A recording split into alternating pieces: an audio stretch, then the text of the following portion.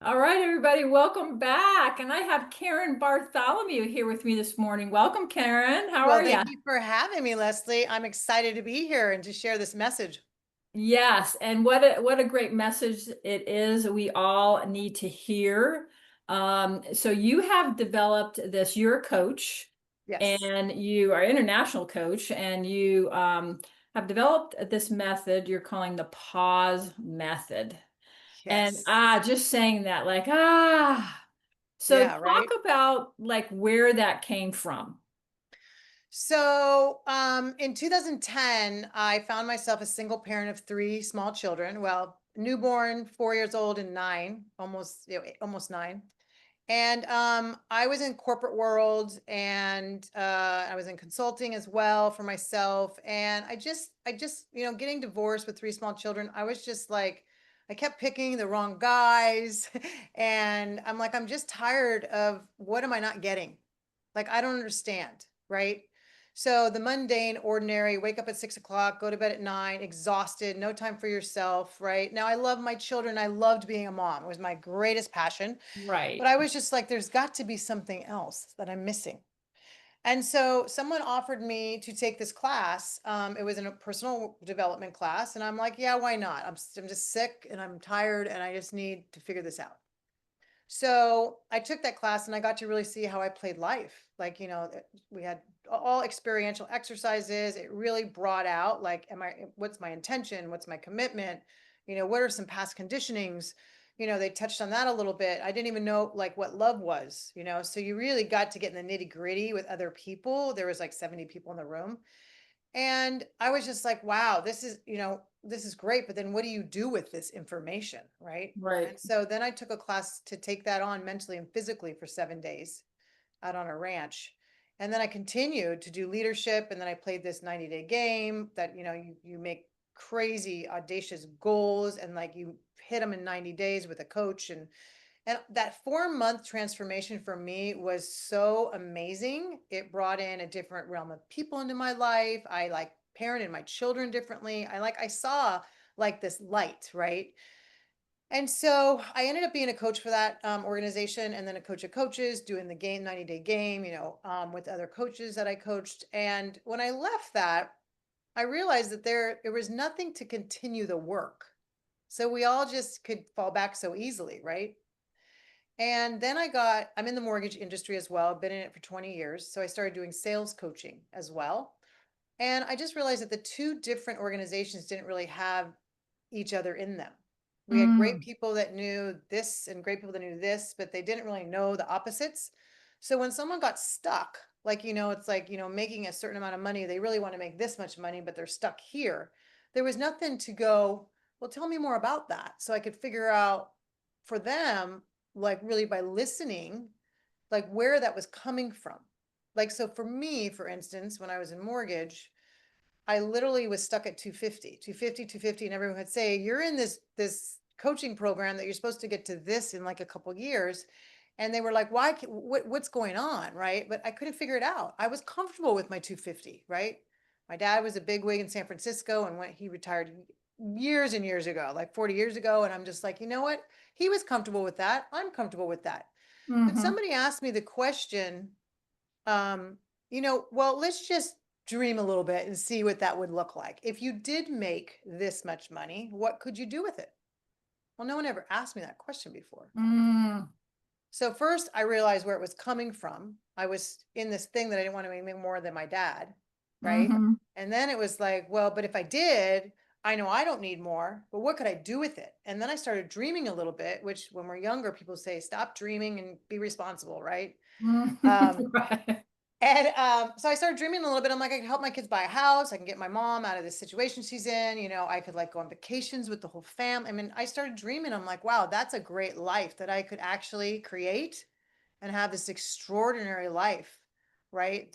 Yeah. Then I realized it was really all in me and it was just my BS thinking that I was Right. pulling from past conditioning and keeping me stuck, right? And I didn't think it was BS thinking. I was honoring my father, right? Right. Right. But when I realized that, I was like, okay, wait a minute. What other areas am I stuck in? Yeah. So I really started diving into it. And I started coaching sales from that standpoint when people were stuck. And then I would have people say, how did you get them to like get from this to this? And I would tell them, I'm like, I don't get it. And well, of course they're not going to get it because they don't understand. But then I was a mediator for small claims court before that. And I taught anger management for adolescents as well. And the Mm. judge used to bring me into chambers and said, how did you make that happen? And I was like, I don't know. I don't remember. I was in the moment. I couldn't tell you what I did. But eventually I was like, I need to figure this out so I can teach other people this amazing method. And so Mhm. I created the method, and it's worked amazing and helped a lot of Yeah, people. And it's just a foundation, because a lot of women that I work with are high achieving women that are in, corporate jobs, they're high achieving entrepreneurs. And basically, it starts there, but then it moves into culture and leadership, right? Building teams, having a vision, sure. making that vision happen. But this is the foundation, because even women in careers on the corporate world, we don't stop to take care of ourselves. We don't stop during the day to think, give me 10 Mhm. minutes to me where I can actually Yeah. take a pause and like create something that I want to create outside of this world, right? For me. Mhm. And so that's what I help women do. I love that. And well, I mean, we talk so much on the show about what is going on,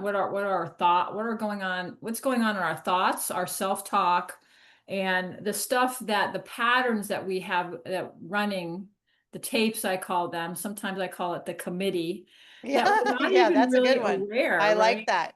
Yeah, the committee, and it's like, who's driving the car? The committee's in the back seat, you're in the front seat, and just teasing some of that out Yeah. and really like, where do these come from? Because a lot of times it is from the family in different ways, and nobody purposely put them there. You just sort of picked them up along the way.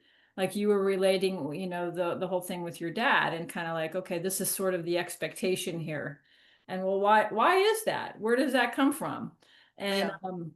all those different things, and not just from the family, but from friends, from society, from experiences that we had, good or bad, and teasing that out and saying, do I still buy this? Do I want to keep living this? Because it does create patterns in our life, and creates things that we maybe don't want. Correct. And so there's this amazing Shakespeare quote that I'm sure a lot of people know, and it says, nothing is neither good nor bad, only thinking makes it so.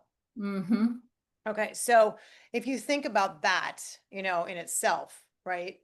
Um, it is from past conditioning. We've been conditioned from the time, we start out as babies and we're so precious. Everybody's like, giving us all this attention, we poop and we do this and we do that, and we learn how to do all these different things and eat. Eventually we don't hit our sides of our mouth and we don't make messes and all that kind of stuff, right? But then somewhere along the line, there's things that happen and we get hurt and they get accumulated over time.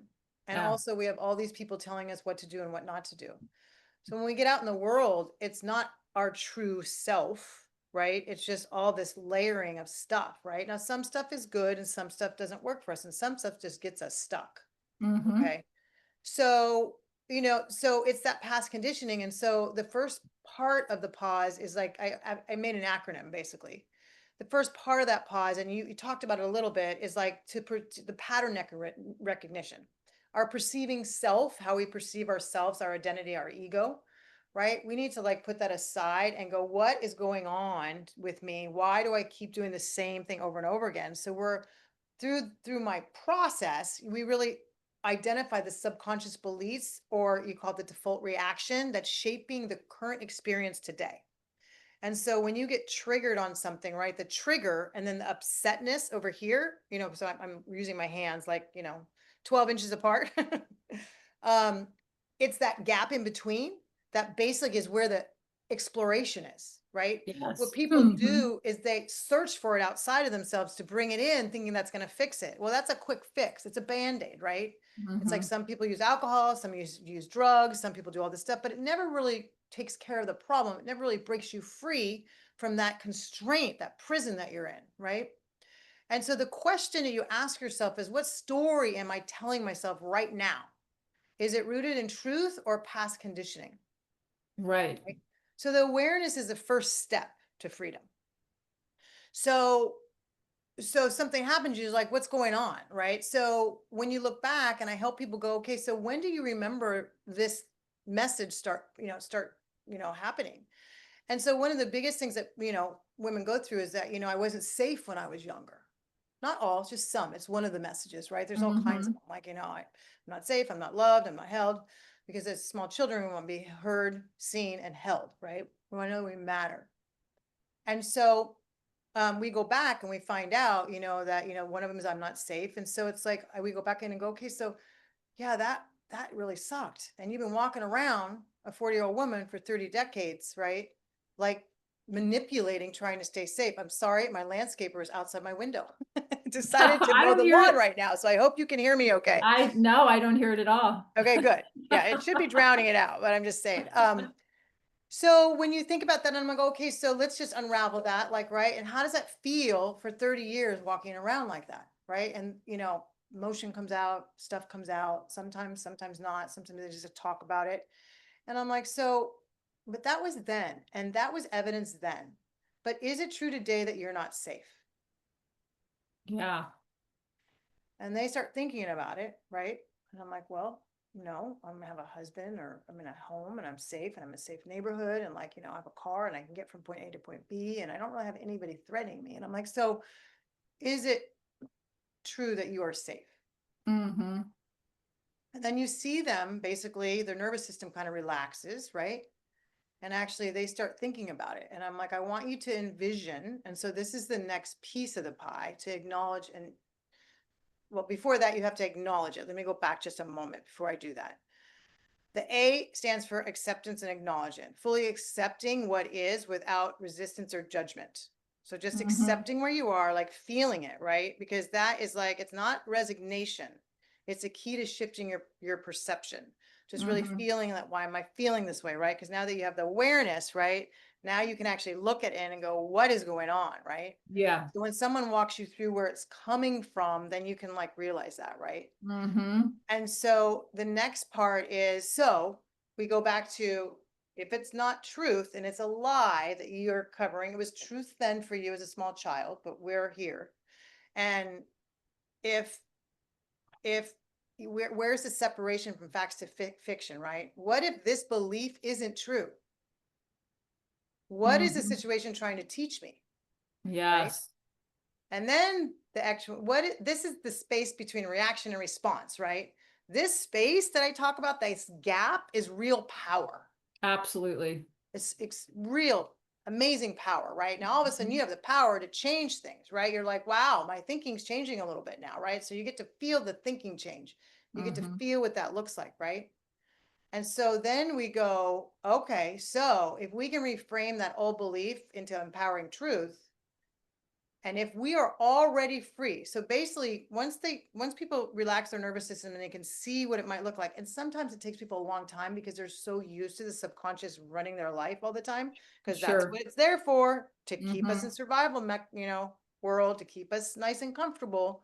So it's really hard. So we just allow people to give it the time, like really with a safe group of people, to really take the time to start really feeling that, right? So that's when some emotion comes up. And so then, we asked our question, if I were already free. So at this point, if I were already free, already whole, already worthy, because now anything's possible, right? How would I Mhm. show up? Mhm. Right? Yeah. Now we get to rewrite our narrative and pivot into the new possibilities moving forward. Mhm.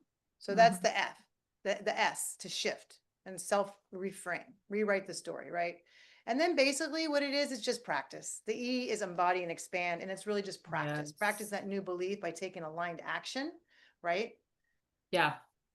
Okay, Yeah, so well, the embodiment is that's the real that's because I think I know for myself and others that have read the books and gone to the workshops and and then there's a point where you go, all right, when am I gonna I know this information here in my head, but when am I going to start to live it daily, embodying it? And that's the real shift is and it's almost like and sometimes you do need somebody like a coach or a group that can hold you accountable, right? To, Yeah, so that you do continue to practice and really, and then all of a sudden you are in well, one day you're like, wow, you're looking in the mirror and you say, who is this person? Wow, she's feeling pretty right, powerful. right, right. It's so true. Yeah, it just takes practice. So, just like anything else, right? So I always say you bring up books and you bring up webinars and all these things that you do, and I've done the things too, right? But like I would not get in a plane with someone who read a book on being a pilot. Exactly. You Yeah. got to practice. There's a reason why you practice, right? And so it's true. You need to have a safe group of women, right? Or men or whatever, your husband, whatever, if someone's safe, to be able to be really vulnerable, authentic, and be your true self, so you can be aware of all that stuff and bring it out, and then you can really start living from that. So people talk about manifestation and they all these woo woo things, and I'm a little bit woo woo too. However, manifestation is actually really practicing it one step at a Yeah. time, and so you're actually seeing it. You're like, yes, that's what I want over there. All right, well, what's the first step we need to take? Right? Yeah. It's awareness, right? Like, because you haven't been able to get that thing that you want, but it's also intention. Like, how much is your intention to get over there? If you really have intention, it doesn't matter how long it takes. Mm-hmm. If you have a dream and you have real intention and you have real commitment, right? Then you get the help that you need to get there, or find somebody who's over there and can tell you Yeah. how to get there, right? Right. Right. So Yeah. yeah, you do need a group of safe people that you can, a safe group of people, which is why I do a lot of retreats. And so I have a retreat coming up, and I do them about twice a year, where it's a safe container for women that come together and they really bond in the first evening, and then we do all this work, and at the end that's when Mm-hmm. the coaching happens and people really Mm-hmm. can, like, move forward. So yeah. And life will bring you, I mean, life will bring you the ups and downs and the day in and day out challenges that will allow you to practice and pause, right? That pause between, Yes. okay, what am I thinking? Well, okay, I'm getting triggered. Okay, there's that pause in the middle, like, okay, what's happening here? What story am I telling myself? Right, And right. the more you keep doing that, you go, oh, okay, geez, I can let that go. Where'd that Yeah, belief come because from? when you think about the story, what's the story made up of? Yeah, Words. exactly. And we can change our words. We're like so powerful, we don't even know it, and we just think we're stuck. And I'm like, you're not stuck, you No. just think you're stuck. Yeah. Right? It's that BS thinking. So just Yeah. change, we could just change the thinking, and it's hard. It's not, I can't say just change your thinking. That Mm, doesn't happen, right? yeah. Yeah. It's really like the baby steps of like really unraveling it, like unlayering an onion. There's like so many layers, right? And I still get triggered too, but I really quickly go, oh, trigger, let me explore. Trigger, Yeah. let me explore, right? Right. Like, and Right. then I change that, and some people and some, extension of family, I don't spend that much time with them. Doesn't mean I don't Mm-hmm. love them and I'm not want the best for them, but I don't put myself in a situation where I'm going to spend little bits of time that I have really good energy and frequency with them, Yeah. right? And then I'm out. So I give my Yes. permission, and people talk about boundaries all the time, but I call it permission to like do what needs to be done so I can still have amazing time with these people, but like just little bits. So I always tell Yeah. people, even when people are getting divorced and stuff, can you do it for one more month? Mm-hmm. Can you do it for one more week? Can you do it for 3 more days? Can you do Yeah. it for one more day? And when they like, no, I'm like, all right, you Yeah. know?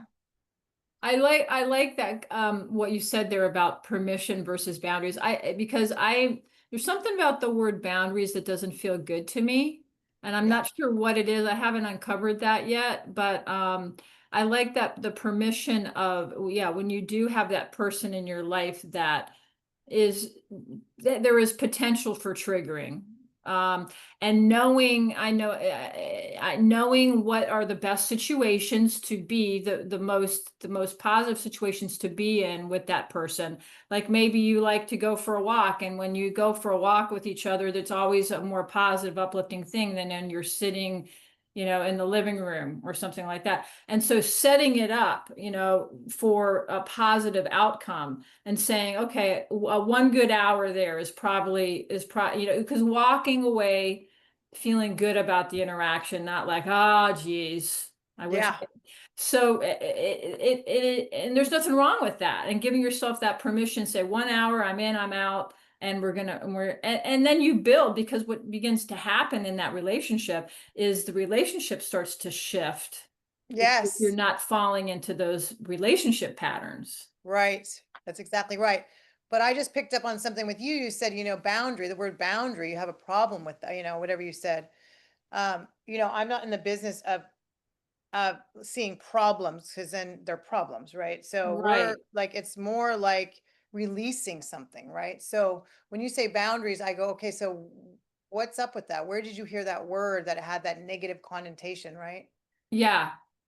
I'm not sure. I think there are healthy boundaries, and I'm trying to understand why. Yeah, I'm still trying to see what is that. And I think it's because it feels defensive to me when I say that, and I don't like to come from a defensive position. Okay. And So, it doesn't have to mean that. It doesn't have to mean that. You know what I well, it mean? doesn't, but remember, you made the story about that. So where did Yeah. that come from? Where, if you look back, it came Yeah. from somewhere, right? That Yeah. boundaries was a bad thing. Right. Right. So it's the same thing. So if you look back, right, with no judgment or opinion, just really awareness, like where did I pick up that boundaries were negative? Yeah. Yeah. I can go back. I can go back to some family relationships as a young kid. Yeah. Okay. Yeah, All where right. I was the one who was responsible, I'm the responsible one. I'm supposed to, take charge, and it's my duty and stuff like that. So you're absolutely right. Thank you. Yeah. As I So that think you're message was like, it's all up to you. somewhat in different situations. Yeah. Be the responsible one. Yeah. Yeah. So, but how, and I don't know your age and I don't need to know it, but like, how many decades have you been walking around like that? Being all up to Um, you, the responsible one. yeah. It comes and goes. I've worked on it, but it still pops up, and that's probably why that word still is a triggering word for me. Sure. Because I feel like I do have pretty good boundaries generally, but there's something about the word. So yeah, so there's something for me to look at there. So thank you. Yeah. As we sit here Yeah. and talk. Because, if you look at it today, right, is it true that the word boundary is negative? Is it true It's that my the word story. boundary is negative? Yeah, no, it's Leslie's story. It's Leslie's story. Yeah. So, right? So if it's not true, then because I would assume what's it feel like to walk around like that for all these years? Yeah. Um, it also too, for me, when I think about it, the rigidness, when I say boundaries, it feels rigid. And some of the things I've read and the programs I've been in and so on talks about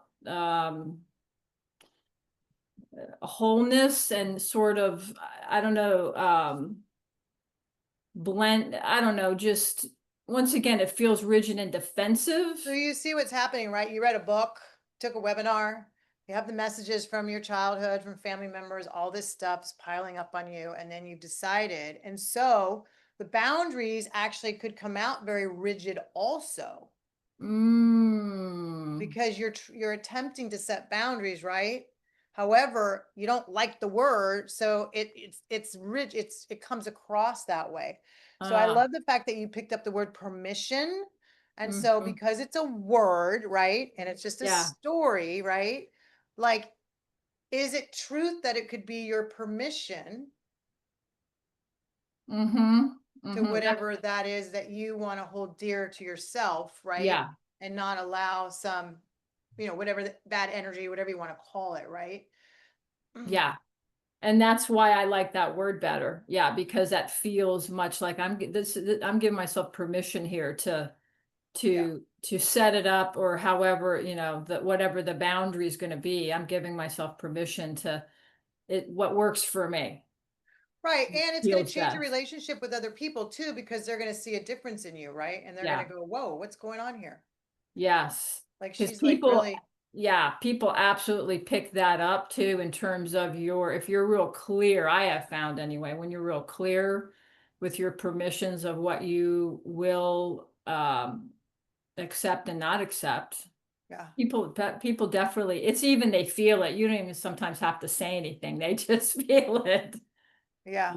My daughter was in a relationship that drove me nuts for 7 years. Maybe it was 5. I don't know. It seemed like forever. Um, yeah, anyway, so, and it wasn't a good relationship, and it's so hard as a mom to watch that, right? Yeah. And so she kept going back and forth, and I got to the point where I was so like just angry. I was so just like, why can't you see this, right? You know. Um, so I got to the point, that I left for a while and I came to my second home, and that's why where I'm at in North Carolina right now. They all live in California. I go back every other month to be with them. So I'm leaving today Mm. at 4 o'clock, um, for 6 weeks to go back to family. And I came here and I'm like, you know what, I need to figure this out because here, I need to take a pause, long pause. I was here for like 3 months, and that was too long. However, I looked at that and I go, I need to let her, no matter how hard it is, I need her, let her to walk this journey. I'm just going to keep praying about this and know that eventually, you know, that this is going to work itself out. As soon as I decided not to like emotionally get charged on this situation, she started opening up to me more. And Yeah. so then she's an esthetician. And so I was getting a facial about 6 weeks ago from her. And she said, Mom, can I talk to you about Zach? And I'm like, when I said his name, you might want to bleep that out. I said, sure, as I'm getting a facial, like she knew that I was calm and she was calming me probably. She's like, this is a great time, to talk. I don't ever talk to her in a facial, neither does she. And she just talked to me for the whole hour. And I was just, okay, honey.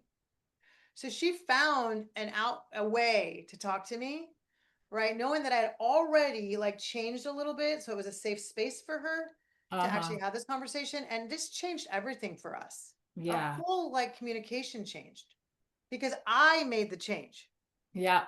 right? I took the pause. I figured it out. And now she has it now, and that's done now. We're 6 weeks later, Hmm. and she's seen somebody new for the last couple of weeks, and I am overjoyed. Oh, nice. Completely different person, Yeah. right? Teaching her how it feels to really deserve an amazing man. Yeah.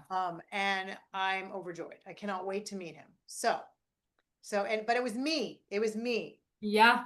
You unhooked. You unhooked Yeah. yourself. But I needed to take that pause, right? I Yeah. remember when I quit my last job almost 2 years ago, I left town. I rented a cabin on the creek, and I'm like, no Mhm. phones, no nothing. Nobody get a hold of me.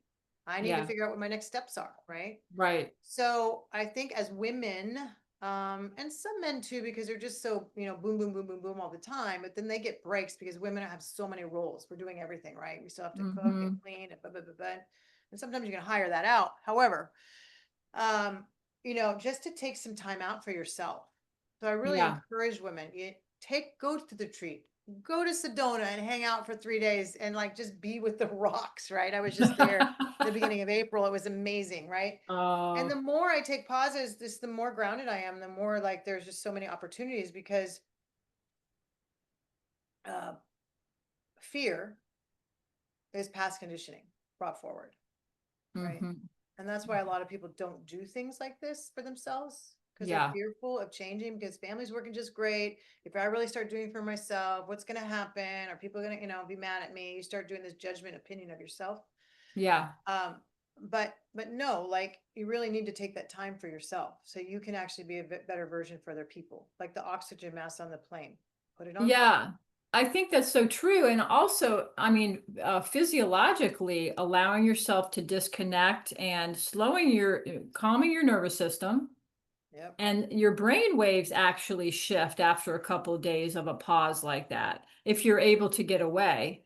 And so you're actually rewiring, and that allows the new ideas, the new awarenesses you're actually more creative and more productive after something like that coming back to your life, if you will.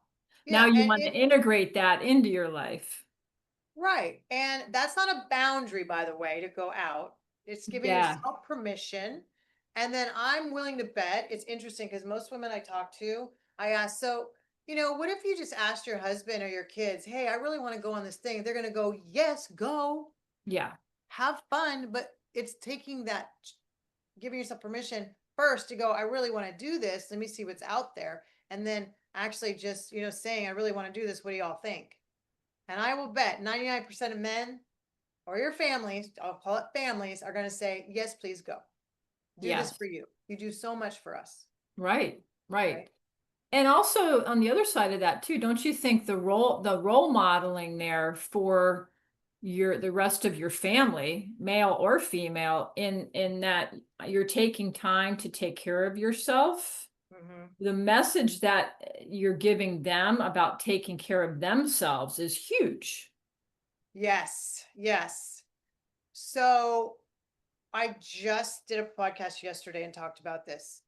When I got divorced, and women can relate to this stuff. So when I got divorced, I had the three small children, newborn, 4-year-old and 8-year-old, and I've been single now for 26 years.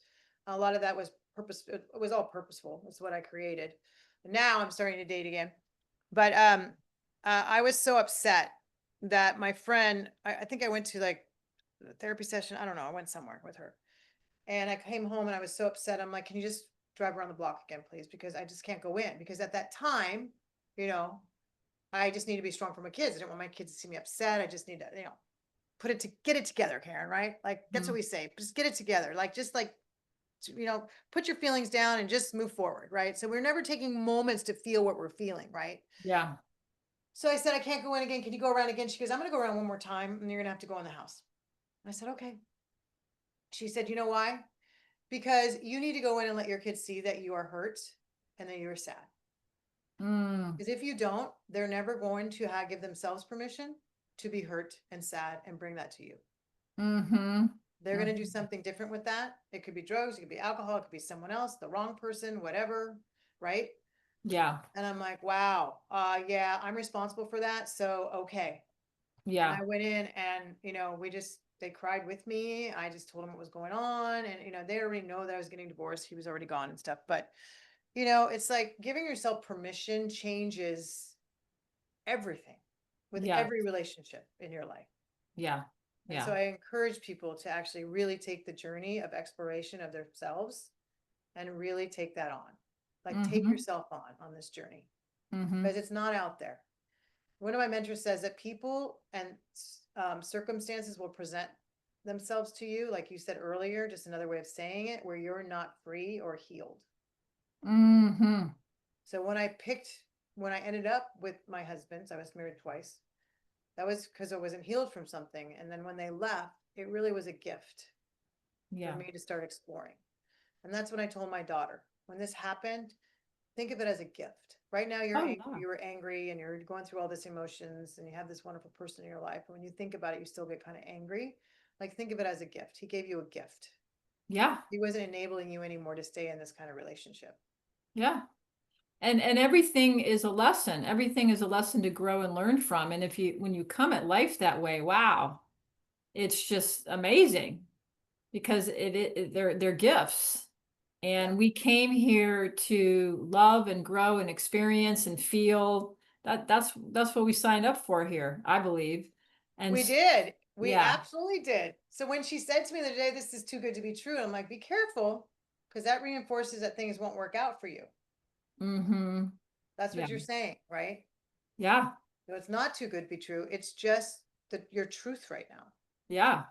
And words So, are so powerful and watching what we say, yes. So not here, just go ahead. very much, externally, but internally, what are we telling ourselves in that dialogue as well? So, but yeah, when we say it externally or write it down, I was just telling somebody the other day about the power. We were talking about typing on a computer versus writing something on a piece of paper. Oh, And yeah. they've actually found in some studies how much different it is in the brain when you're writing something down on paper versus typing, which I thought was quite interesting. And the energy behind that is we underestimate it.